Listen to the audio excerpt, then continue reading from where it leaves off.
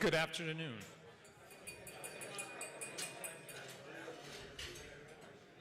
For those of you that weren't in attendance at the panels this morning, my name is Matthew Hyman. I chair the International and National Security Law and Policy Practice Group for the Federalist Society, and we're delighted to welcome you all to this event. During the lunch break today, we have a fireside chat. I'm going to introduce the chat leader? The discussant. And I'll let the leader introduce the guest. Our leader is Jamil Jaffer. He's the founder and executive director of the National Security Institute at the Antonin Scalia Law School at George Mason University, where he also serves as an assistant professor of law. In addition to that, Jamil is a venture partner with Paladin Capital Group, where he assists the firm with investments across a full range of its themes and theses, including a focus on dual-use national security technologies. In Jamil's past, he was also a Senate Foreign Relations Committee staffer. He was with the House Permanent Select Committee on Intelligence. He clerked for Justice Neil Gorsuch, and he also spent time in the White House counsel's office and at the Department of Justice. Please welcome Jamil Jaffer.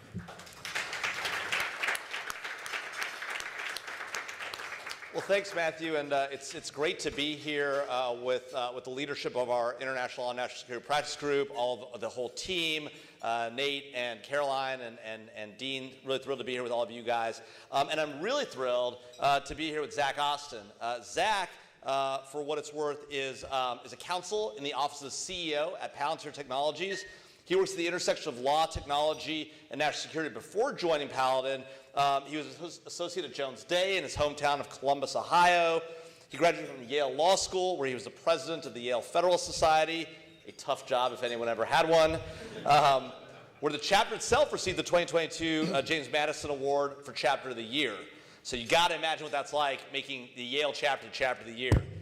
He was an editor of both the Yale Journal of International Law, the Yale Journal on Regulation, was a research assistant to professors Akhil Amar, Vikram Amar, and Stephen Calabresi.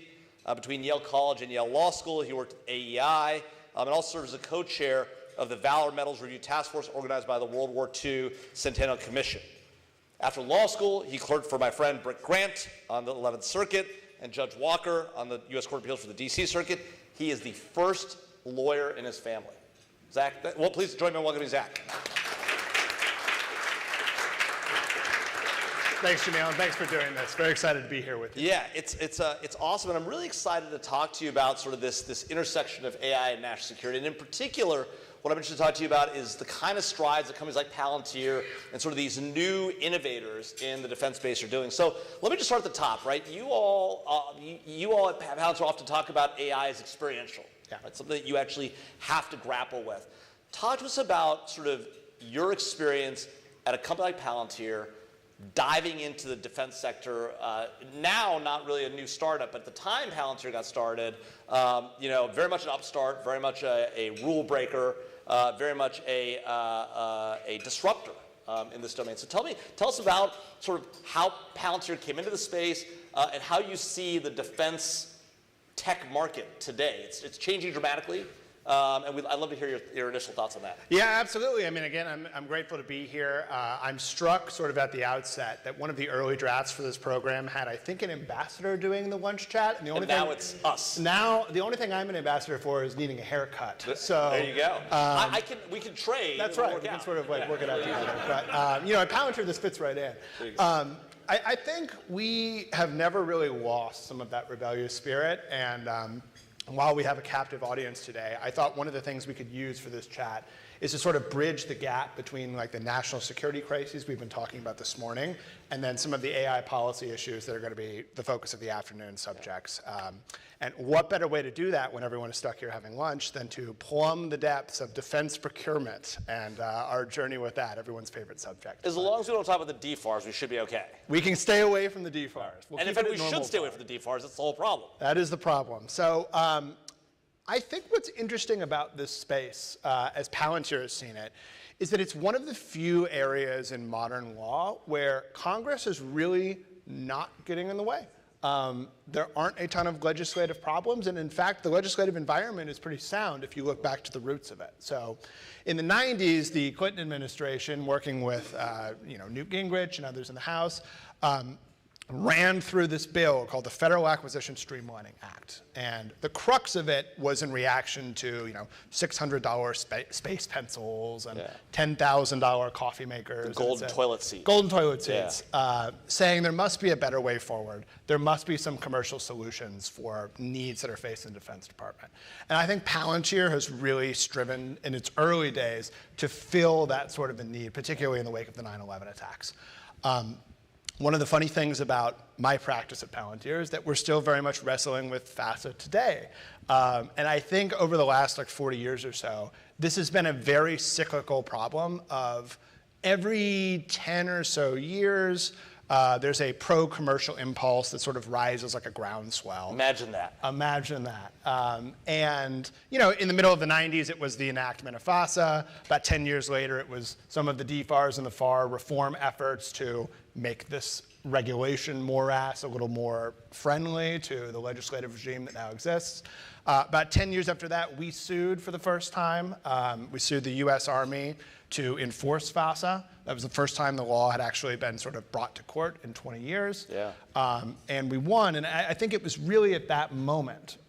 This is a dangerous thing for a relatively new company at the time to sue its #1 customer and essentially say it's not being pro-commercial and not following the law. And that was a real turning point for us. Yesterday at the opening of AUSA, Secretary Driscoll stood up and gave this incredible thumping speech about the importance of commerciality and how software is going to save lives on the battlefields of tomorrow. And I don't think we could have been in that kind of a place without individual companies being willing to not only offer their product to the Department of Defense at a time when that was very unpopular to do, but willing to stand up for the pro-commercial regimes that we have in place already. And so how are things changing today? I mean, we now have a president in office who's committed, not just in word but in action, to create a more commercial environment for DoD contracting, for contracting across the government actually, but in DoD in particular. He's appointed a private equity leader to be the Deputy Secretary of Defense. He's got venture capitalists running around the White House. Elon was running around the White House as well for a while. It's gone now.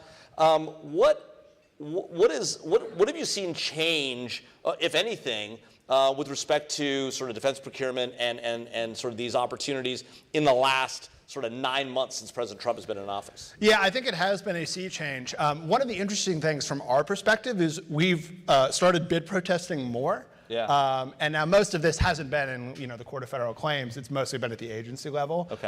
But surprisingly, Palantir has gone to court to enforce these statutes, more often than we would have thought, counterintuitively.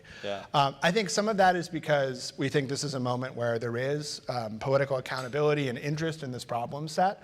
But at the end of the day, lawmakers at the top can only do so much. So one of my favorite statistics is there are more acquisition professionals in the Pentagon than there are US Marines. That's wild. There is a giant deep state, for lack of a better word, that exists in this space, and it has a huge amount of inertia behind it. I mean, what else is going to explain 40 years of trying to reach this pro-commercial statutory goal and never quite making it? So the topic of our conversation today is beating China in the AI race. What does all this defense procurement stuff have to do with that? Yeah. I think one of the difficulties that we have looking out at the field is, the American innovation and the American way of war is very much dependent on, ingenuity, coming up with new solutions faster, outcompeting our enemies technologically. And we're rapidly entering in a space where we're falling behind. Our CTO, Sham Sankar, likes to talk about the OODA loop that's involved in this. And there's just no ability to sort of catch up. I like to call it the ODA loop because the part that gets missing is the second O. The Pentagon will observe the problem. It will not orient around it. It will just skip right to deciding and acting. And I think that's how we can get ourselves into situations where we'll be spending 10, 20 years on a program that ultimately gets the rug pulled out from it at the end of the day. Now, again, we think there's a statutory regime that should solve this problem and be able to, encourage commercial results. Yeah. One of the ways that FOSSA works to sort of put this second O back into the loop is it requires procurement officers every time they're buying anything from a light tank or an aircraft carrier to a new piece of software. AI capabilities. AI capabilities. To go out, assess if there's a commercial option that already exists. Generally for tanks, there probably isn't, but you can imagine for AI, there often is. They have to see if there's a product that could be easily modified to fit the requirements, or, and here's the kicker, if the requirements could be changed to acquire an existing product. Bet that never happens. And we've never seen that happen. And it's amazing that this has been spelled out in statute, but there is still internal resistance. That Why is that? I think some of it is inertial, and I think some of it's the risk culture that exists in the Pentagon. What does that mean? Like if you're, a GS7 government employee, and you are the one who buys an AI program that hallucinates or malfunctions. I mean, we've all read the above the law articles about somebody citing the wrong brief and then apparently getting called out. A couple of judges in the last few days, I just heard. Yeah. Nobody wants to be that guy. Right. And there's no real career incentives, I think, to sort of be the one to stick your neck out and say, like, there is a commercial solution. If we just changed all of these requirements, we could go and get that instead. But there used to be incentives in the government, right, to leaning forward and being aggressive. We had the space program, right, not to buy commercial stuff, but there was an incentive to fail fast, fail often, right, launch a bunch of rocket ships the way that Elon does with SpaceX. And if they fall out of the sky or blow up, that's fine. We need to get to the moon first. Why don't we have that mentality in the government on, autonomous systems as we see them playing out in Ukraine, on AI adoption? I mean, you can imagine the capabilities it could bring to bear for the intelligence community if you don't have individual analysts looking at data, but have AI, bots looking at this and teeing up for analysts, ideas and things for them to look at. How can it possibly be the case that we have a risk culture that doesn't embrace that? Yeah, I think some of it has to do with the fact that we're in a moment geopolitically that we haven't found ourselves in, a long time. I think you're right to point back to the space race as an example of this. When you look at the contemporary history around that time, like we had 4 submarine-launched ballistic missile programs running concurrently at the same time, and only one of them got picked. 3 entire other missile programs entirely scrapped, billions spent on each one, thrown out the window. We had to do it because the Soviets were starting to develop their own ballistic missile submarines, and that's an existential threat.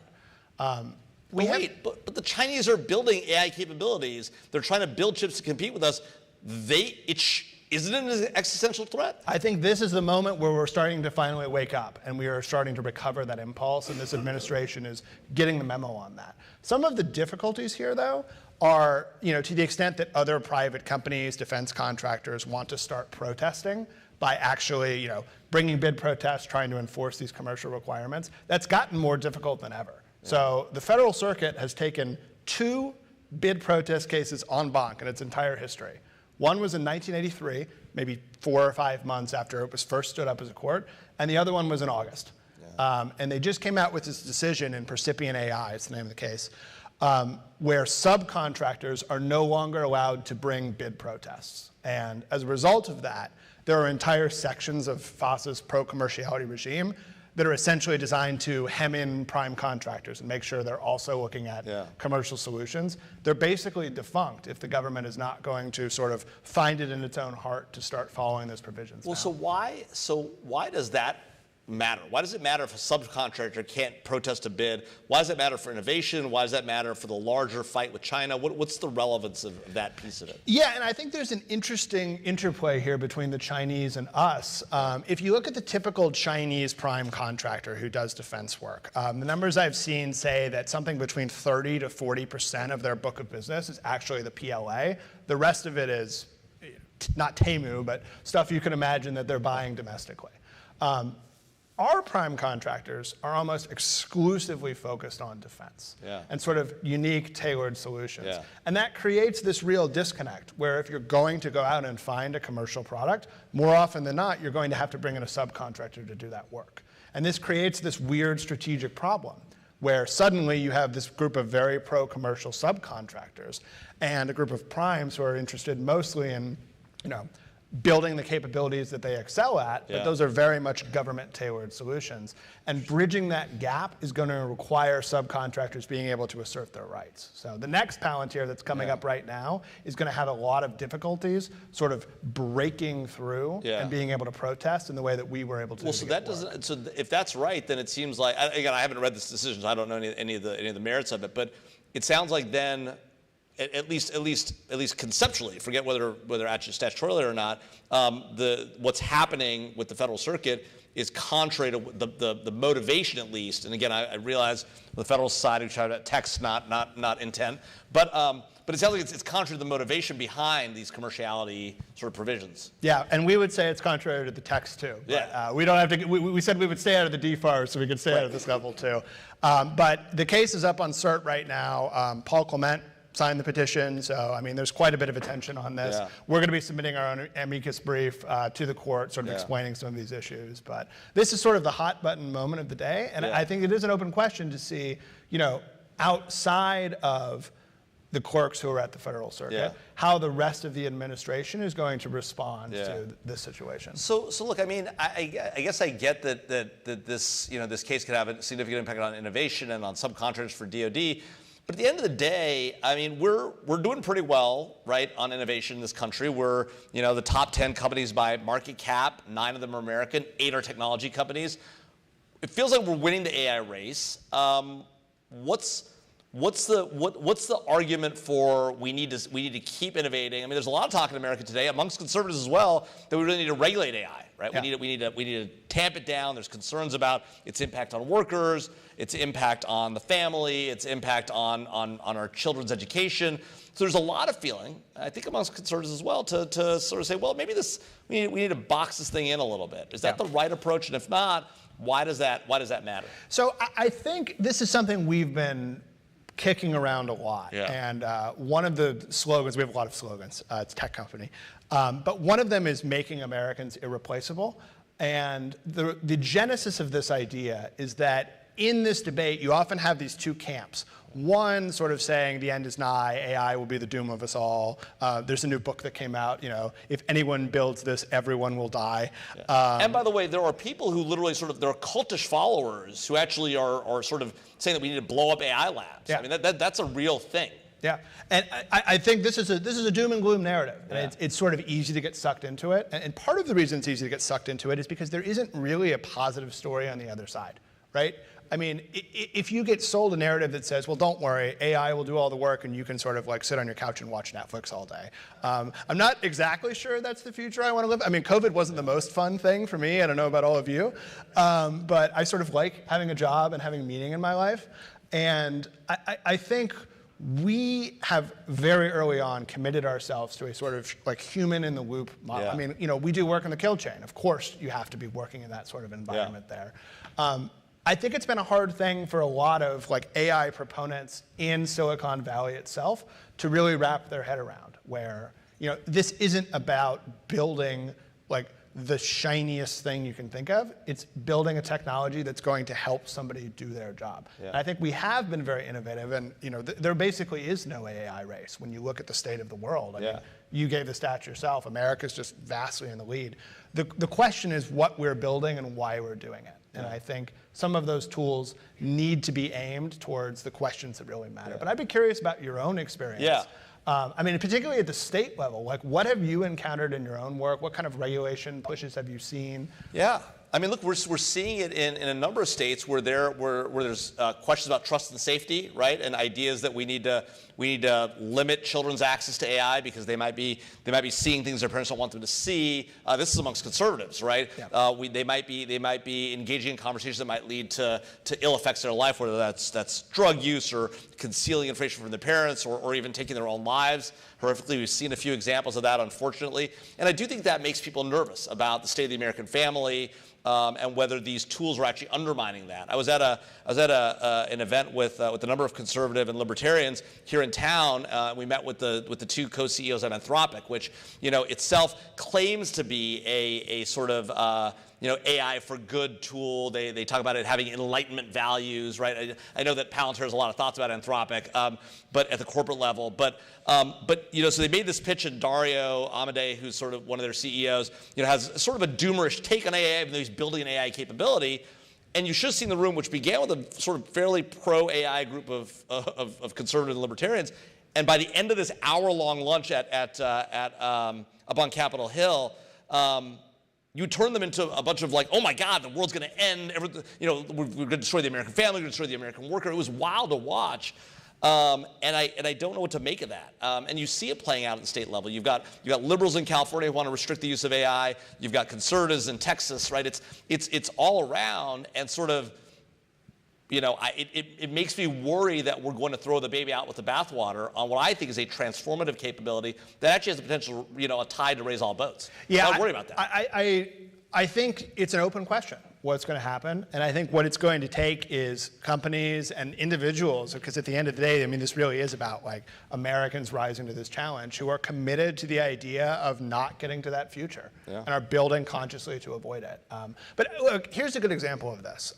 And it sort of goes back to the AI hallucinating problem we were talking about earlier in courts. Has anybody ever used Quick Law? Does anybody know what Quick Law is?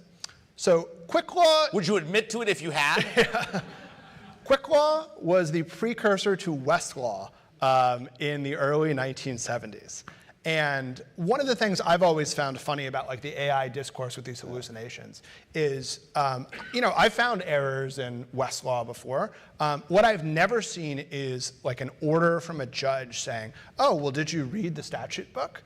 Or did you just cite Westlaw and think that was enough? And it's funny where that sort of a cultural paradigm, like all of us just trust Westlaw almost implicitly, even when there can be errors in the data. And I think at some point AI will get there. We're obviously not there yet, but there is something about this technology that prompts this weird reaction. People are sanctioned, they're humiliated when there is this kind of citation error, where if you're a clerk who catches a Westlaw bug, you're sort of proud of it. You go up to the judge and you're like, look, I found this thing that no one's going to care about. Right. And eventually, I think the technologies are going to even out. But the Westlaw situation was not solved by regulation, right? It was solved by a better product. Well, and that to me is what I think is really interesting. I've always wondered about this, because it seems to me that both investors and business owners and builders of this capability, they're incentivized already. They don't need federal regulations or state regulations, for that matter, to tell them to build with trust, safety, and security. You get better products, more likely to sell it, more likely to get people to use it, more likely to get people to stick with it, right? If you build trust, safety, and security into your product. So I don't see this sort of immediate burning need for the federal government to step in. It's weird because you now see conservatives and liberals saying, man, we're behind Europe on tech regulation. I'm like, what are we behind Europe? The entire reason we've been so successful is we haven't done the stupid things that Europe does on technology, whether it's the Digital Services Act or the Digital Markets Act or GDPR, right, or the EUA Act. And yet you have conservatives who in all other contexts would be like, oh no, we need to stay away from regulation. Like, well, but AI is different. It's really scary. We need to regulate. And that strikes me, that's going to get us behind China if we adopt that approach. Yeah, I think there's some interesting parallels here between AI and nuclear. And I think that's another sort of emerging technology from its day that prompted the same set of fears in like a very similar sort of debate. I'd be curious for like your historical analogs in a second on this front. But look at the numbers at the end of the day, right? We're not seeing European companies that are like Facebook, Palantir, Anthropic. Right. Because the regulatory environment is just so stifling and so safety focused that nothing gets done. And at the end of the day, all that's going to do is result in them importing American technology. Which makes them crazy, but then they wonder why they can't get out of their own way and they still keep doing it. Yeah. So the question though is what I want to try and figure out is like, why is that happening here? Why aren't we sort of taking the page from our own book, right? We know how to innovate technology. We know how to build winning companies. We know how to take advantage of them. And yet there's a like to go after our biggest technology players, our best, most capable players on the field, and say, well, they're too big. We need to really take them down a notch, right? It strikes me that mentality is very sort of liberal oriented. Yet you have conservatives rallying around these evil big tech companies that we need to take down because we feel like they treat conservatives poorly. Yeah, I think some of this comes down to an agency question. Yeah. I think there's something particularly sensitive about AI that sort of scratches an itch on people that it's going to take away. You mentioned the family, the job, and these are just like fundamental core issues of human dignity that cannot be impeded on. But done wrong, this is a technology that can really have profound impacts for the better or for worse on all of those issue sets. And I think the question is, like, as you say, who is the right sort of driver to be moving this? But, this comes back to the quick law point. Nobody uses quick law anymore because it wasn't a good product, and everybody uses Westlaw because it had sort of a robust series of checks to make sure that the things, Lexis too, based in Ohio, big Lexis guy, got a lot of points from it in law school. But both of them, and actually I think the duopoly there is interesting because they've both essentially been around from the same time. And it is the core set of players that have just kept iterating and evolving so that both of them are still in the race and still working together. Although it does feel like they're going to fall behind. They're not. It doesn't feel like they're really jumping on the AI revolution. These newer companies that are startups, Harvey and whatever, seem like they're making the move. Yeah, I think there's a broader question here of what exactly we mean by AI, and this is always like the Palantir question, because we don't build chatbots, we don't really sell chatbots. We build sort of like the transform layer that you put a chatbot in, it comes up with something, it understands your business, and out comes some information you can actually use. Obviously, I think that's sort of the future of artificial intelligence. That's what it's going to look like more and more. That's what a lot of our work for the U.S. government work. This whole conversation of agentic AI is just sort of what you guys have been doing for a while already. Yeah, I think that's right. We don't exactly have warfighters sitting there asking ChatGPT if they can bomb this humanity. Crazy. Right. By the way, we're coming to you guys for questions from the audience here in just a minute or two, so please have your questions ready. I would be curious, though, on this point. I think this is a unique moment, and we haven't encountered something like it in a long time. Are there analogs you've seen of other technologies or sort of moments that look like this from a... I've thought a lot about this to try to figure out what the right analogies are, and unfortunately, they all break down at some level, right? But I do think that every time we've seen major tech transformation, right, whether it's the printing press, right, the assembly line, technology or process, right, the modern computer, right, the internet revolution, there have always been people, and large swaths of people who are like, this is going to destroy society, it's going to cause huge labor dislocations, nobody will ever work again, or they'll work in such a completely different way that people who are currently in the workforce will fail and will be left behind. And the truth is that almost every time, that hasn't been true. To the contrary, society has significantly benefited. We've raised the average wage of workers across the board. We've raised standards of living and economic growth. And the countries that have jumped on top of it, taken advantage of it in the free market systems and democracies, they have been the most successful in all of these innovations. And yet, they're always the most fearful. And that fear translates oftentimes through the democratic process up to leaders who then express that fear in regulation and legislation.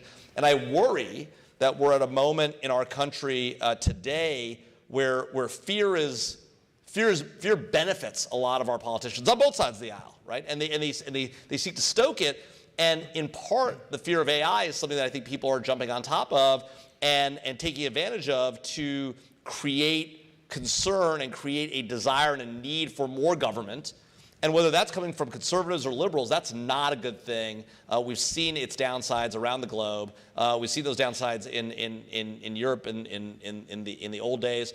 And we see that in Europe in the modern days, right? It's crazy for Americans who literally in 200 years have achieved so much, or 250 years, to say to ourselves, well, you know what? We see this coming revolution. We've been the architects of this revolution.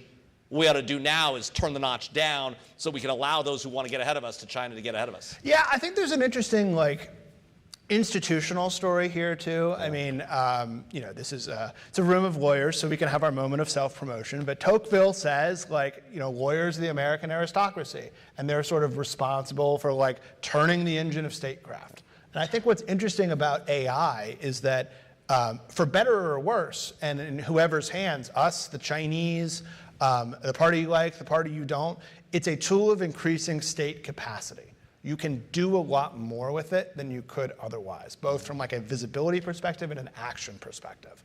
And this puts lawyers in an interesting spot. I think in some ways it sort of infringes on the monopoly we've always had as like a group of people for thinking about the law or the way we're governed or how we're going to shape some of these institutions. And so it does strike me as a sort of different project than we've seen in the past of American history. Yeah. Certainly something that would prompt a lot of lawyers across the aisle to say that we should be regulating it and hemming it in. But look, I think at the end of the day, and sort of going back to your initial question, what has our experience been in this market? Yeah. It's been that incrementalism is the most important thing here. We very much believe in like iterating on today's problem and fixing it, and then the accumulation of that sort of progress is going to result in what our company is, what we've done in the world, and I think ultimately what this technology is going to be if we do it right. And the good news for that is that we can really just focus on the next challenge, tomorrow's problem, and stay like hemmed in that action space and expect good results. Interesting. If of all things on my bingo card for today, you arguing for incrementalism was not what I had on my list. I'm a good conservative, Jamil. What can I say? There you go. Well, so folks, audience questions, thoughts, comments. If not, I've got tons of questions, but please, somebody jump up. There's 2 microphones at the back there that you can walk over to and ask us anything. Roman Garris, I'm a policy analyst. You talked a lot about regulation in terms of innovation in the AI space. Google recently abandoned its promise not to work on military technology related to AI.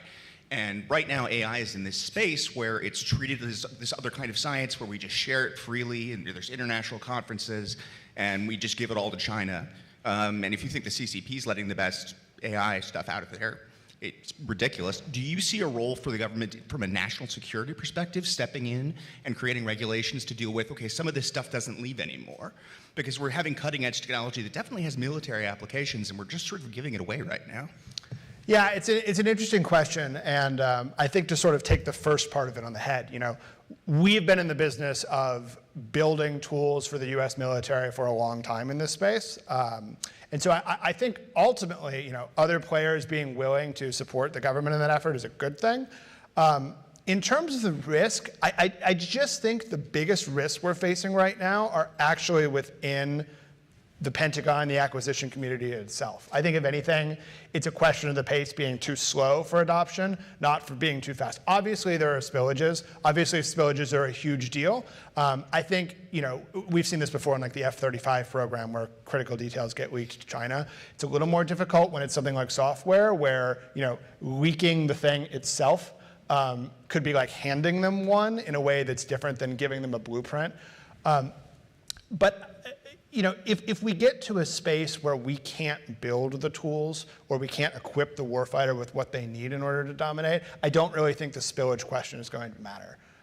So I'm much more concerned about subcontractors being able to bring bid protests or creating conditions that look more like market competition inside the monopsony that is defense procurement than I am sort of about that set of problems, though I think it is very important. Hey, look, I want to celebrate the fact that Google has abandoned its promise. Imagine a world in which American companies worked on behalf of the American government to protect our system of democracy and capitalism.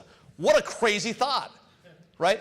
The problem with a lot of our companies today is they think, oh, no, when it's convenient, they're American companies. When they need to call the NSA or the FBI, they're very American. They don't call the MOIS. They don't call the Chinese state security. They call our government. But when it's convenient and they don't want this, they don't want that, they don't want to build for us, we're global companies. We can't do that, right? It's very difficult, right? And I think it's time for American companies to stand up and be counted, and either you're American and you're allied or you're not. Pick and choose, and once you pick and choose, realize that the reason why your company exists and the reason why you're able to be so successful and the reason why in the finance field we can invest money the way we do and move capital the way we do is because we live in this system of democracy and capitalism. And if we didn't, if that system collapses, then we fail, and it's incumbent upon us who benefit from it to defend it and work for it, not to shove it off and say that's somebody else's problem. Thank you so much for coming. I don't know if you've heard the debate entitled, Who Will Win the Future, America's Lawyers or China's Engineers? Strangely, it was not the former. And in that context, I want to pick up on the point that you made that look at the AI race. There is no AI race. The US is ahead on everything. But Jensen Huang has said, you know, look around to China, they're about a nanosecond behind us. You know so much more about this than any of the rest of us. Could you elaborate a little bit on your statement? Yeah, I think to the extent that there's not a race, it's much more of a dynamic between us and Europe. We're leagues ahead of them in most ways.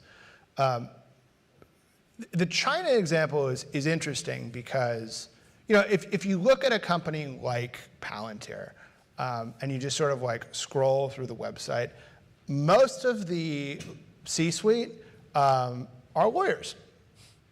Some of them are engineers. A lot of them have JDs sort of swirling around. And I think there is an important synthesis there where, you know, China is able to churn out these sort of like large mega projects. Pick your train station, bridge, what have you, and, you know, compare it to the Amtrak line between here and New York. You will probably be disappointed in the speed of our trains. And the Wi-Fi. And the Wi-Fi. Don't remind me about that, Jamil. I just think at the end of the day, there is something particularly special about the suite of institutions. And a lot of that comes back to our Constitution. And a lot of it comes back to the ways that we've been able to, you know, defend and perpetuate that sort of a legal order across 2.5 centuries. And the way you said, you know, we've weathered a lot of challenges that look a lot more intense than this one, even if I think this is a moment that's different than the sort of issues we've faced in the past. So if anybody is the pacing threat, it's obviously China. And obviously China is like working on individual capabilities. But I think what's missing is any vision on their side about how this could be a tool for enriching human life rather than destroying their enemies. And that, to your points earlier, is really the thing that, you know, Google has built something amazing for all of us. You know, we can go search whatever we want. I think now they're embracing the other side of the equation, but it really does take both halves of that. We sort of lose our soul in this fight in the same way that, you know, if we build AIs that just take all of our jobs, we've lost something. If we only sit there and think about defense constantly in the way that I think the Chinese are mostly sort of trying to weaponize AI literally and figuratively. And I do think that there's something to be said for the idea that, you know, the Chinese see us as a flash in the pan, right? 250 years, it's nothing to them. At the same time, their sort of 100-year vision is exactly what makes it impossible for them to innovate as rapidly and as capably as we do on the 1 year, 1 quarter, you know, half a year maybe now under the new SEC regulations, right? You know, our innovation mentality is what's allowed us to drive so fast, so rapidly in the 250 years we've been around. But if we allow that to be sapped, and if we take the mentality of the Europeans or the Chinese or the like, I think we undermine ourselves. I think, look, we are not going to outspend, outsteal, or outnumber the Chinese. They're always going to beat us on theft, right, money they can pour for the government, and quantity of people. We are only going to win if we out-innovate them. To the extent that our laws and regulations limit that, whether it's bid protests or the like, I think that's a downside. The only way we lose this race is if we get in our own way, in my mind. And I think there's a really good corollary to that, which is, you know, echoing your earlier comments about what's changed in the last 9 months of this administration. We won't talk about the DFAR, but we can talk about the FAR. And there is a overhaul right now of the entire suite of federal acquisition regulations. If you read the draft of that, really thrilling bedtime reading. But the crux of it is essentially like taking away these blocks and regulations. I think there's a lot of merit in all of that. I think one of the consequences that we have to grapple with is that's going to empower the same sort of class of acquisition professional that has been in place in the building for, you know, 30 or 40 years. And you don't need my word, you don't need Palantir's word. You can just look to the reason that Congress passed these statutes like FOSSA in the first place to think that there might be problems with the incentive structure there. And if we delegate everything to this group of people, we might get in our own way and we might fall behind. Makes sense. All right, I think over here and then there, we'll try and wrap up with all three of you, please. Sir. Hi, good afternoon, Patrick Wilson again from MediaTek. My question is about the central role of consumers. Right, a lot of people forget that the entire AI revolution was fueled by 13-year-olds, right? Because it was video games and a massive, very profitable market for a widely available consumer device that drove all the other innovation. And I kind of remind my friends in the Pentagon, I'm a career Army officer, you are riding on, right, the technology, and this seems to align closely with your thesis about the change. But why don't we connect the dots faster? One of the lessons from Ukraine, right, is they have no iteration between consumer device and defense deployment. They literally buy drones from Amazon and have them delivered to Poland and pick them up and carry them over there, and they don't care where they're made or whatever. That means there's no lag between consumer devices being immediately deployed for the benefit of defense purpose. We voluntarily, for some reason, concede the battle space of the chips that we design for this year at 3 nanometers for the most advanced phones in the world. Next year, 2 nanometers. They will be widely available. We'll sell hundreds of millions of those devices. But the Defense Department's state-of-the-art is approximately 5 to 10 years behind that. We choose that. We choose to create this separation from consumer technology available immediately to whatever defense wants. Why do we fail to understand the role of consumers in driving this innovation? And I mean, as much as we love Palantir and cool companies like ours, it's really consumers and solving their problems that run the deal. Yeah, I think it's an excellent set of points. And I guess my top line response is it doesn't have to be this way, right? Like we have all of the legal tools in place where we could have been doing the Ukraine thing for 40 years. Yeah. And to your point, there's a very funny series of photos I've seen of the Marine Corps testing out these like skateboards in the middle of the 1990s for like MOUT operations. Very funny.